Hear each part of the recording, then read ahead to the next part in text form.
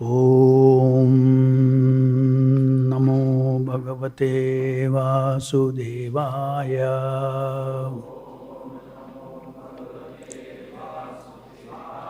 Reading from Srimad Bhagavatam, 4th Canto, Chapter 14, text number 39 and 40. Tad upadravam ajnaya lokasya vasulam patam bhartari uparate tasmin anonyam cha jigmas satam choraprayam janapadam hina sattvam narajakam lokanavarayan chatta api tad dosha darshinaha. Translation purport by Srila Prabhupada ki Jai Ho.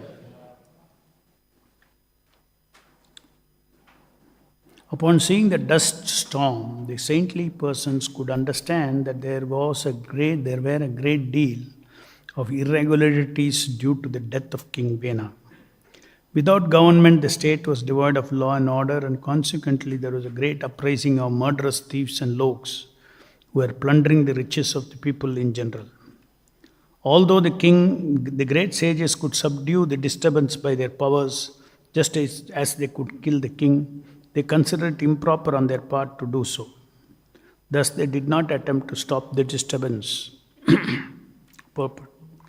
Saintly persons and great sages killed King Vena out of emergency, but they did not choose to take part in the government in order to subdue the uprising of the thieves and rogues, which took place after the death of the King Vena. It is not the duty of the Brahmanas and saintly persons to kill, although they may sometimes do so in the case of emergency. They could kill all the thieves and rogues by the prowess of their mantras, but they thought it the duty of Kshatriya kings to do so. Thus they were reluctant, did not take part in the killing business.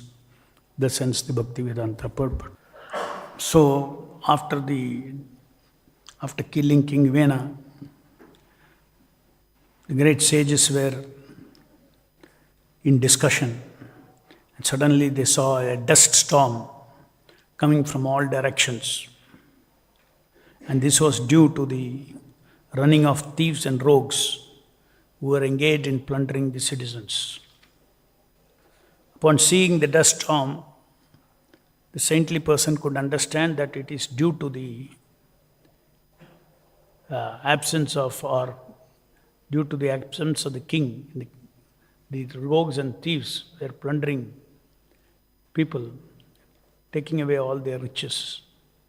And they immediately knew the disturbance is caused due to the absence of the king and due to the plundering activities of thieves and rogues who had no control. Nobody had control over them.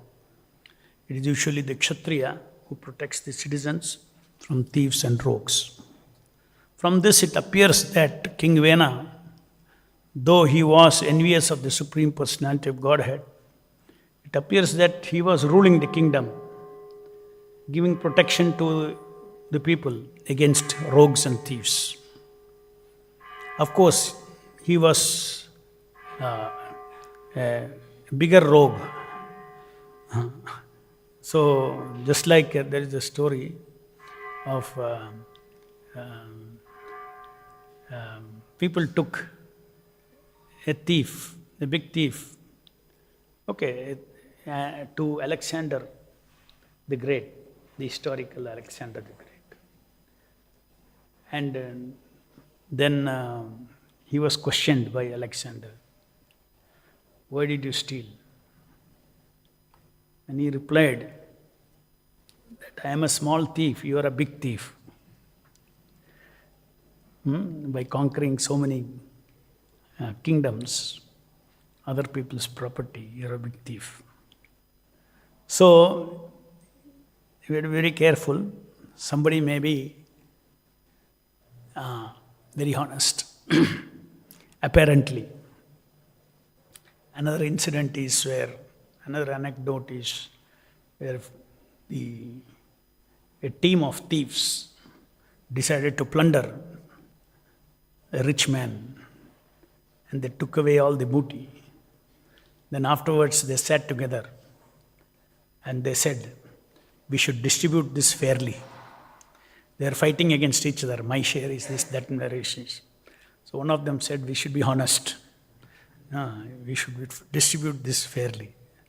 So in the same way, King Vena, he was envious of the Supreme Personality of Godhead. That is what we have seen so far. But at the same time, we are seeing that as far as king is concerned, king's duty is concerned, in terms of protecting the innocent from the plunderers and thieves, he was effective. And now, due to the absence of King Vena, there was a great disturbance in the kingdom. Everybody was being plundered by those who are mighty. That is a law of jungle, might is right.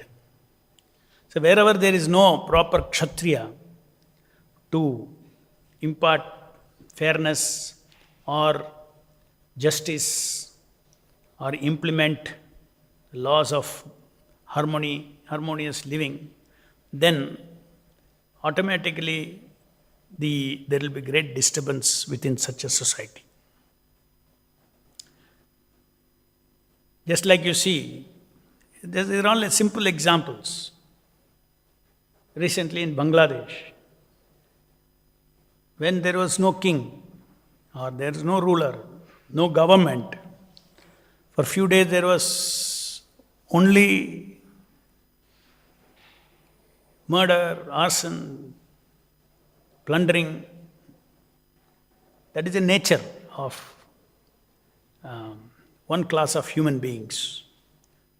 There are two classes of human beings. The divine, who are submissive to the Lord's laws of dharma, and the demoniac, who act whimsically without any respect for the laws of the land, without any respect, without any morality of fairness, non-violence. None of these good qualities they have. So for their selfish interest, they can do anything. This is the nature of one kind of people in this world. We should always remember this. Even in the Bhagavad Gita, Krishna says the world is formed and the people of this world are of two types, the divine and the demoniac. Divine are those who adhere, they respect. There is a law of the government. They respect that there is a system as established by the Creator. That system established by the Creator is called dharma. So those who are dharmatmas, they are always following not what their mind says or what their senses say or what their mind desires, but a dharmatma is always listens to his conscience, the super soul, as to what is right and what is wrong, according to descending process of knowledge, not according to his speculation. Here laws of dharma says this, I should not deviate from this.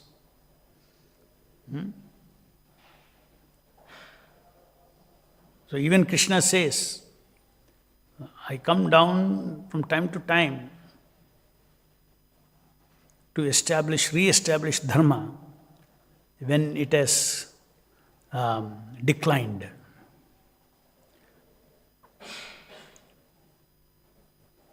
So God has created this world. Along with that, there is a purpose and there is a direction for each living entity. How to take his needs from the world, from the people around him, and that way prescribed by God is called dharma. So There is always a fight, therefore, between the divine and the demoniac. The demoniac do not follow any laws, do not follow any rule. They are whimsical, simply mental, speculators. Their actions are not guided by what is allowed, not allowed.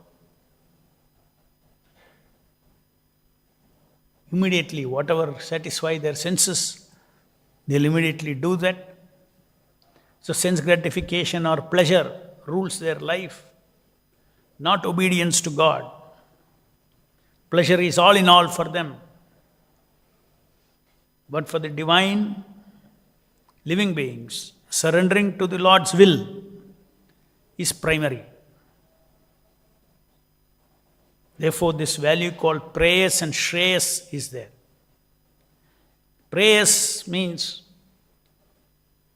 I act according to my immediate impulse for sense gratification, for my pleasure. That is prayers, paradigm of life. We have a paradigm of life. Modern Western philosophy, hedonistic philosophy is that of prayers. Whatever enjoyment you can get, take it immediately. Whereas Shreyas paradigm of life is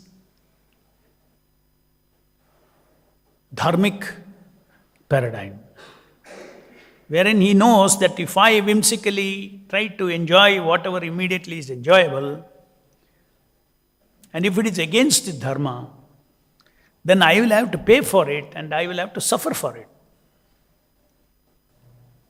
So he thinks in long term.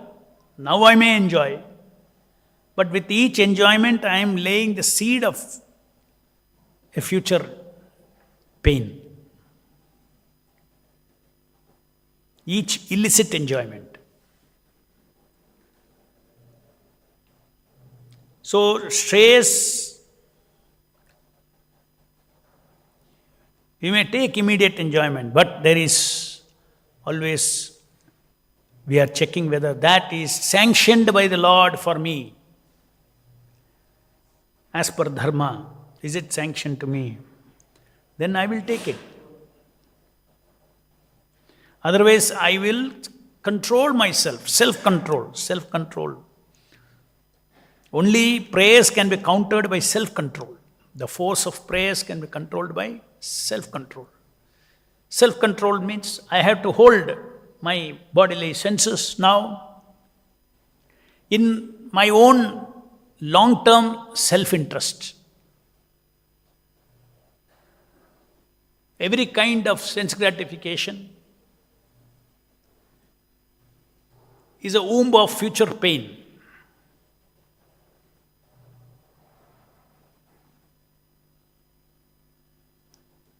How do you know that? That's because he knows as per the higher laws of karma and dharma. The Lord has this, that is how this material world runs. There is no question of escaping one's reaction to one's action.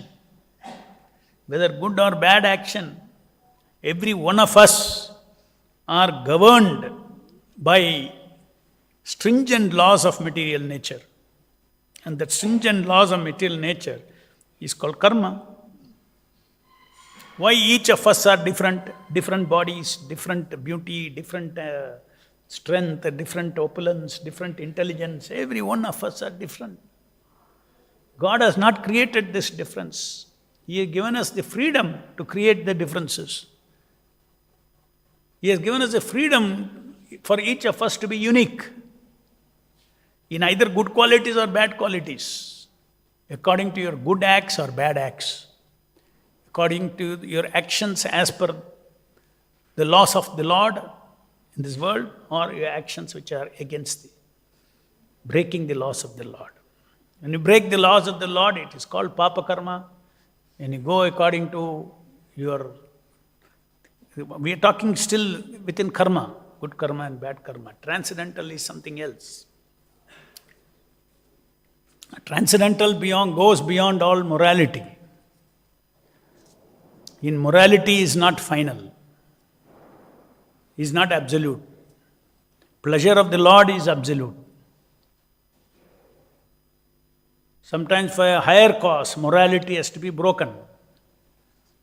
Just like Krishna broke so-called morality several times, he induced Arjuna to break. He induced Yudhishthira to break. Because for a higher cause of re-establishing morality, to re-establish morality, morality had to be broken, but under the order of the Lord. So therefore, morality is not absolute. But at the same time, we should understand that only those who are absolute can break the morality. Anyone and everyone cannot break the morality. Or anyone and everyone cannot break the normal laws of karma, of honesty, truthfulness.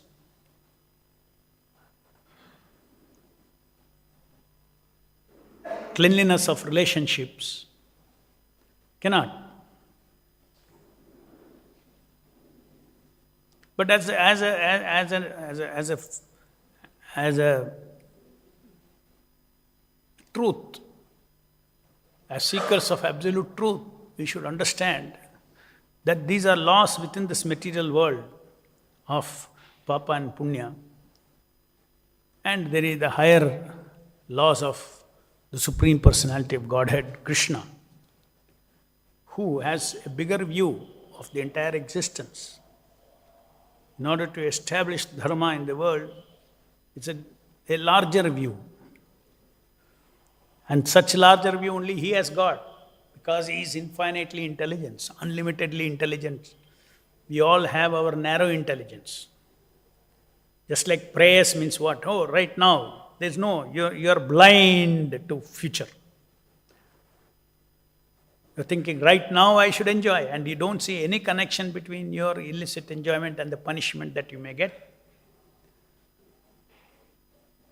Every suffering that we have got in our lives is due to our past papa karma. That's the stringent laws of material nature. Of course, after becoming devotees, Lord will be with us. Okay? I will also help you overcome your karma. But karma you have to face.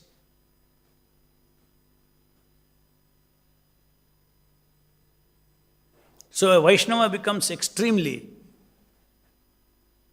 aware of his freedom, his free will.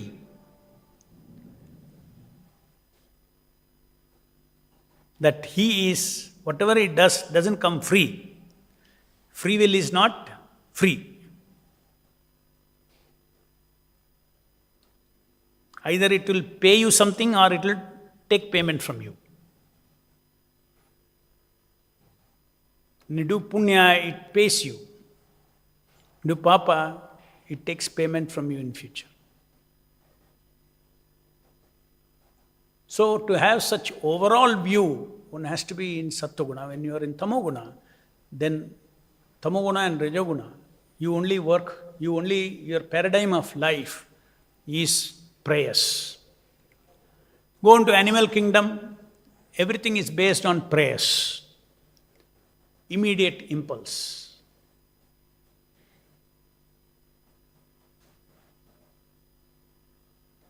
But human being, there is a culture. There is a Sanatana culture by which, which guides us of short-term enjoyment and long-term enjoyment and transcendental enjoyment, which is beyond both.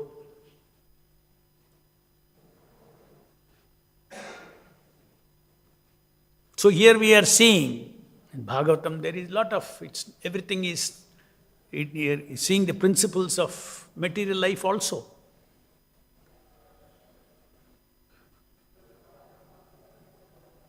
King Vena's story, all these things. So that the Vaishnavas become educated. Any devotee who wants devotional service become educated. That Lord is the supreme. boss, even in this material world.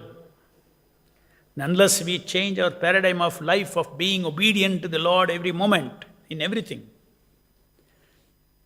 obedient and subordinate, there is no question of becoming a devotee later. Let's say if somebody is already a devotee and due to past conditioning he disobeys, it is not willful disobedience. He falls down. Krishna says it doesn't matter. He will come to the right path soon.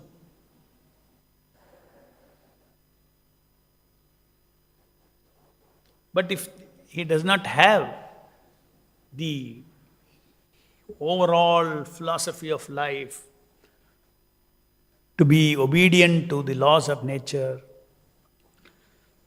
for that I have to learn from Guru, Sadhu and Shastra what are the laws of nature, what are the laws of dharma I should learn.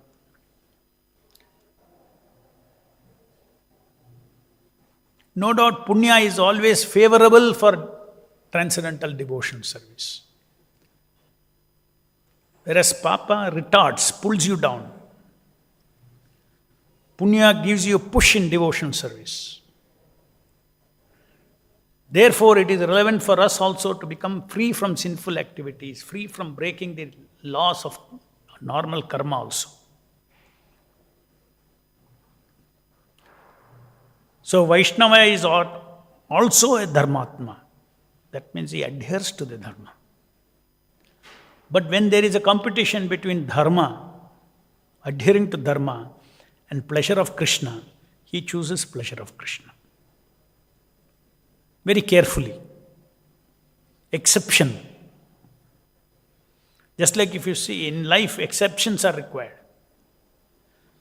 It is mentioned in this verse that the sages, as an exception, they killed the king.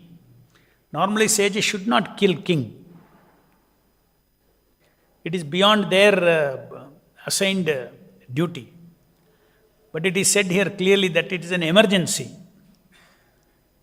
Therefore, for larger interest, they broke the normal law and they killed King Vena.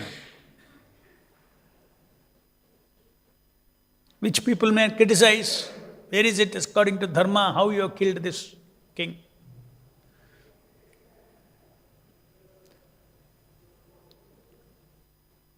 So exemptions are always there to the rule. Similarly, we also have exemptions to the rule. We are not stuck or attached to mundane morality, mundane right and wrong, dharma and adharma, so-called dharma and adharma, because the highest dharma is sarva dharman parityajya mam ekam sharanam vraja. So it's not that we break the laws of dharma, because we understand that the highest dharma is obedience to Krishna. Krishna told Arjuna, kill, over. No, don't give your logic of dharma and adharma. As per logic of adharma, dharma and adharma, what he was giving his explanation. How can I kill my gurus? How can I kill my grandfather? How can I kill my relatives, cousin brothers? How can I kill them? Is it not adharma? What is the use of enjoying the kingdom after doing these acts of adharma, of violence upon all my relatives? Krishna said, no, you fight. So very often we cannot determine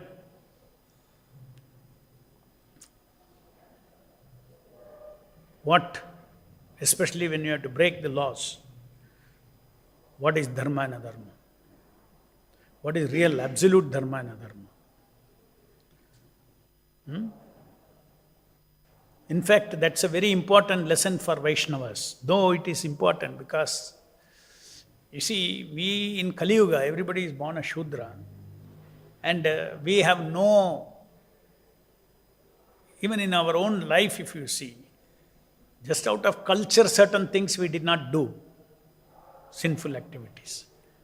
But as a principle, we never understood that we have to stick to the laws of dharma, and the laws of dharma are laws of God, All these things nobody knows. Even we don't know, we don't believe, we never believed in it. Come from modern education, we never believed in it. Just because in our home certain things, don't do this, don't do that, all those things, our culture has brought some good things into our lives. Otherwise we were all, demon. Definition of demon means no guideline of dharma to act.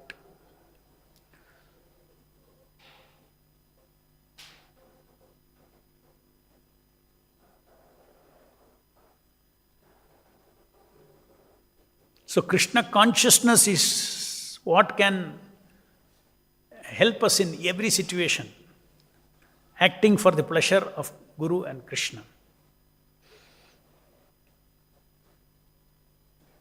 All the different dharma rules of life for a grahastha, for a sannyasi, for a brahmachari, given in different scriptures, nobody can follow today. Nobody can follow. But Prabhupada said, you follow 4 things. This is very important. No intoxication, no meat eating, no illicit sex, no gambling. Because these are 4 heavy dushkarmas. These are 4 rules. If you break, the weight of that is very heavy on your spiritual life. Tiny, tiny things, you tell one lie, this thing, that all goes away. But this will take a little heavy toll on your spiritual life. Spiritual life means that transcendental Divya Jnana will not shine in your heart. If Divya Jnana is like the fire, then these sinful activities are like chilled water. Chilled, not ordinary water, chilled water. And buckets of water.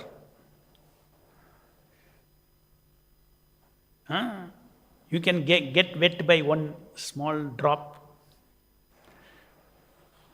little cold water. There are different degrees, but you can get,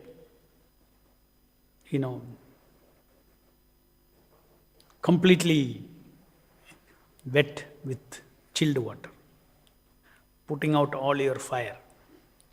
So the fire of devotion, the fire of awakening of Krishna consciousness, all gets completely choked by these 4 activities. Because the holy name is so powerful, again you come back. There's nothing that the holy name cannot burn away. You'll again come back. Because that is the power of the holy name.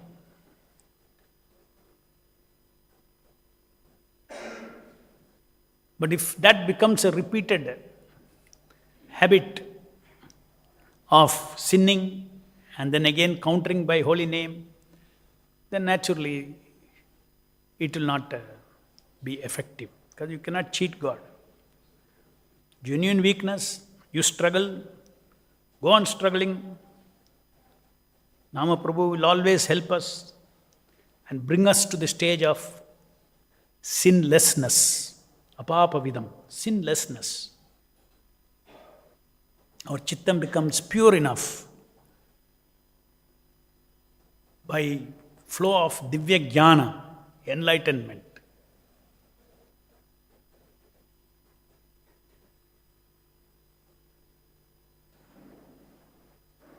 So this is the relevance for a devotee, relevance of this worldly laws of dharma, and the meaning of sarva dharman parityaja mam ekam sharanam vraja. In fact, today, to become free from sinful activities, the only way, it's a shortcut also, is to surrender sarva dharman parityaja mam ekam sharanam vraja. And in Kali Yuga, the easiest way to surrender to Krishna is to surrender to His Hare Krishna, Krishna Krishna, Hare Hare, Hare Rama, Rama Rama, Hare Hare. Our lives will be led and taken forward towards pure devotion service by Nama Prabhu. by daily systematic namaseva, of clearly hearing your own chanting. Because the Lord is incarnated in His sound. And Lord is supreme, pavitram, supremely pure. So by touching the supremely pure, our chittam also becomes pure.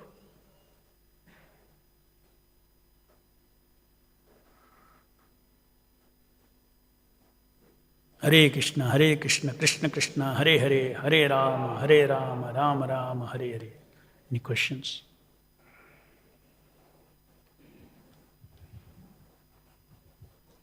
Hare Krishna, Prabhu. Prabhu, this in case of King Vena, there was alternative that when he was like so much troubling, the Brahmanas could curse and kill him. But now in the current government system, we see like so many leaders are like worse than even Venas.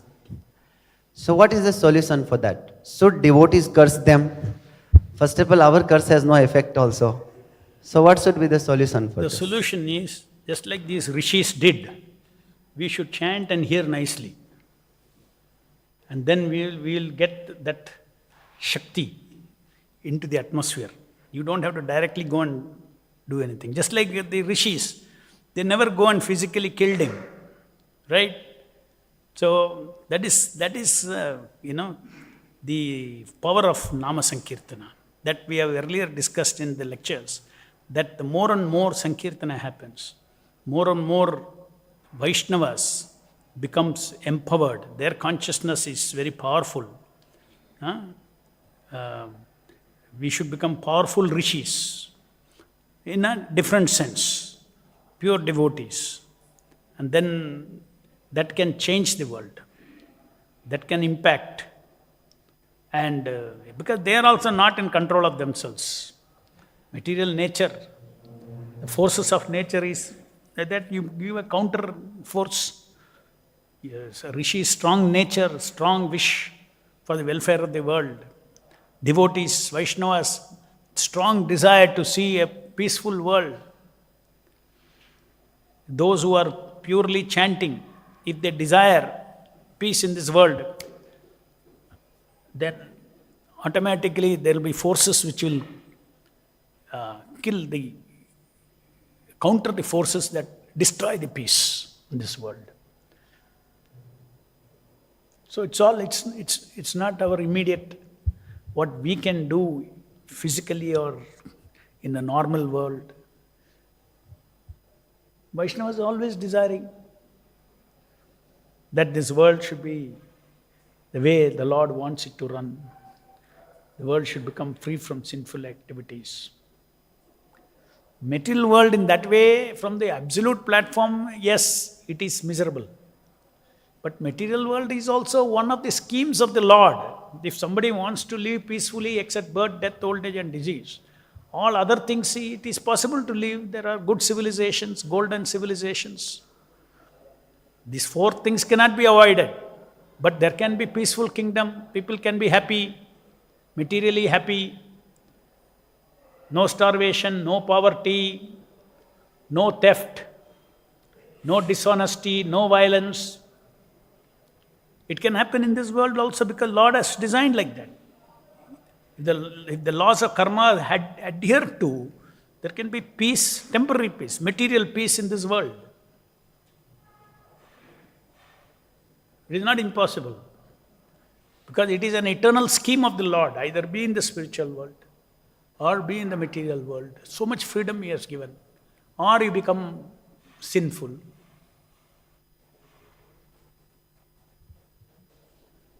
And when large number of people become sinful, Krishna comes as different incarnations for the sake of the innocent devotees. Okay, those people who want to innocently live nice, they're not harmful, etc., practice their little sadhana, gradually evolves, gradually give up attachment, gradually come out of God, bodily concept, gradually increase attachment to Krishna and go back to Krishna. or become fed up of this material world suffering and become a Mayavadi, impersonalist, neti, neti, neti, no form, no name, that also, yes, do it.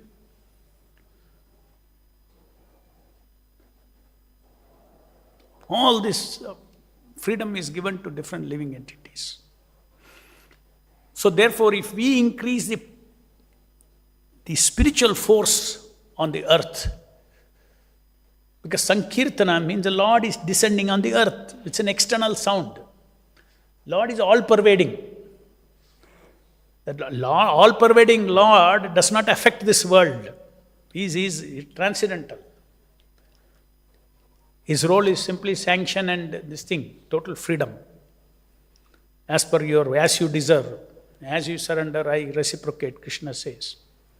But if we evoke the presence of the Lord on the earth, that means the Lord incarnates before our senses. That should happen more and more. That means more and more this sound should vibrate in this world. Hare Krishna, Krishna Krishna, Hare Hare, Hare Rama, Rama Rama, Hare Hare. Because this sound is source of everything.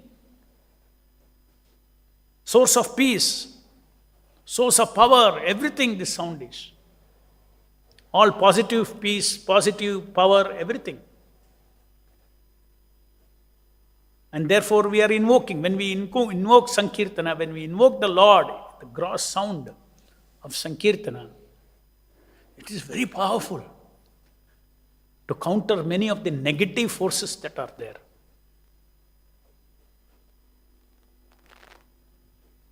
Just like I give this example always. If we stop Sankirtana in this temple, then Brahmachari ashram will be empty within a month. Everybody will, because the minds, the kala, the karma, that force, negative force, age of hypocrisy and quarrel, everybody will quarrel with each other. Ashram will be empty. Why are we peaceful? Why are we happy? Because of the transcendental vibration, transcendental effect on our consciousness. That is very normally we don't see it. It is the effect on the consciousness. Hare Krishna, Krishna Krishna, Hare Hare, Hare Rama, Rama Rama, Hare is an infinite consciousness.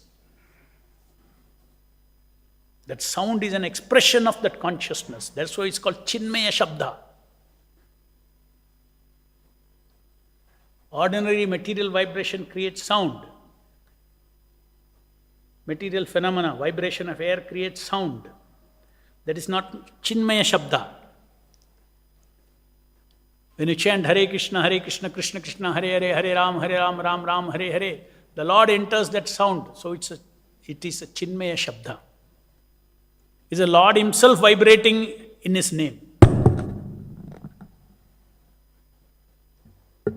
Here I create, with my tongue, I create disturbance in the air and the sound is produced. In the case of Lord's name, He Himself manifests as the sound. So it's a Chinmaya Shabda, live sound. Nama Chintamani Krishna Chaitanya Rasa Vigraha Purna Shuddha Nitya Mukta Abhinnatva Nama Naminaha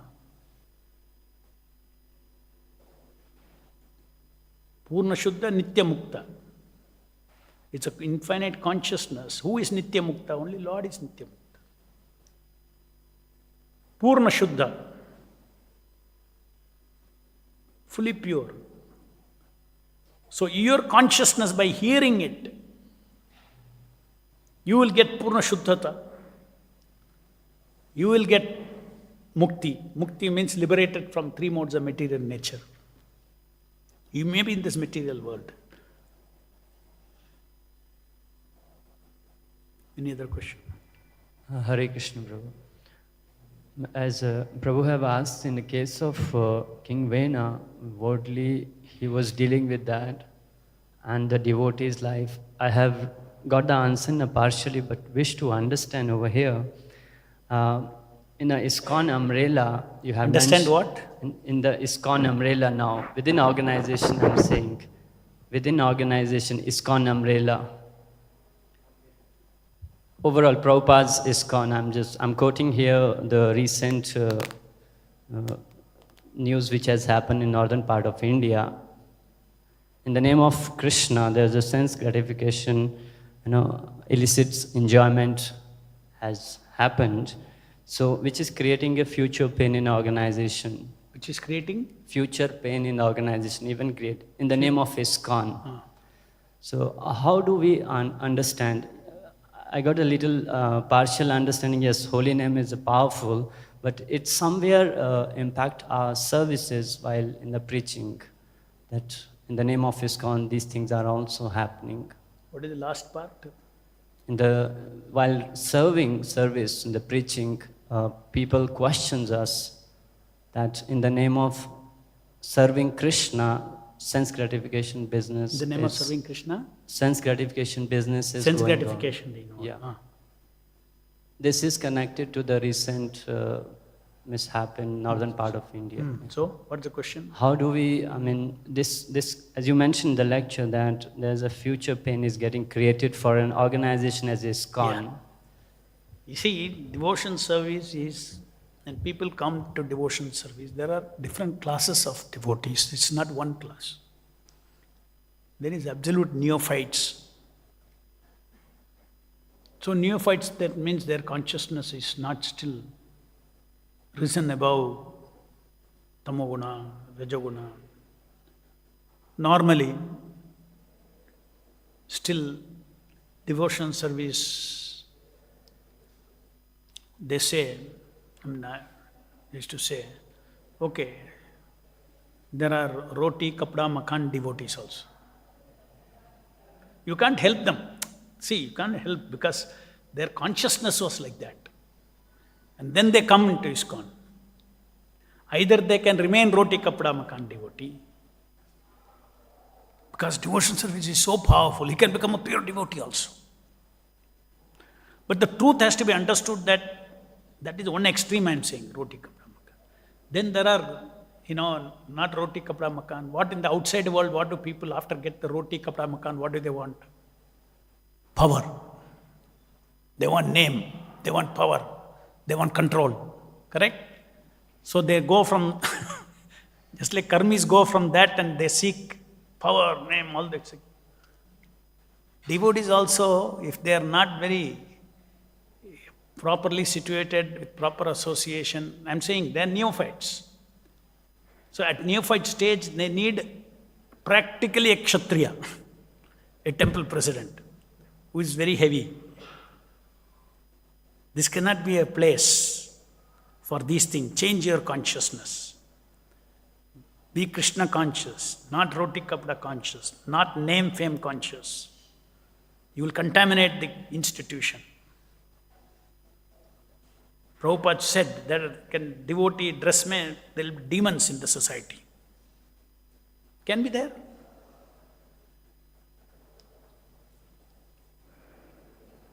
So vigilant, Prabhupada says, vigilant administration is required.